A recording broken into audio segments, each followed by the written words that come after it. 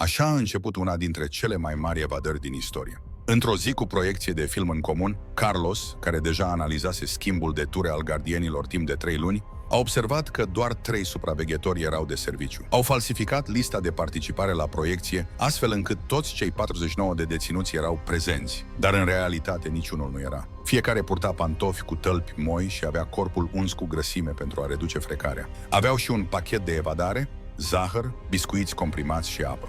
La capătul tunelului, complicii lor, deghizați în livratori, au tăiat cu un clește hidraulic capacul unei guri de canal din spatele închisorii. După ce ieșeau, fiecare se schimba în uniformă de muncitor și pleca liniștit. Abia în dimineața următoare, personalul închisorii a descoperit ce se întâmplase. Pe podea era un bilet ironic. Mulțumim pentru ospitalitate. Cu respect, echipa Lingura. Astăzi, închisoarea San Miguel a fost transformată în muzeu al evadărilor. Una dintre piesele expuse este Lingura legendară folosită în săpături, al cărei grad de uzură echivalează cu 200 de ani de utilizare într-o gospodărie.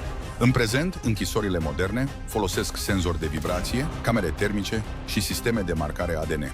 În 2019, când un alt deținut a încercat să sape, alarma s-a declanșat după doar 15 metri. Poate că această poveste ne reamintește un adevăr profund. Libertatea adevărată nu se află dincolo de ziduri înalte, ci în conștiința celor care respectă legea.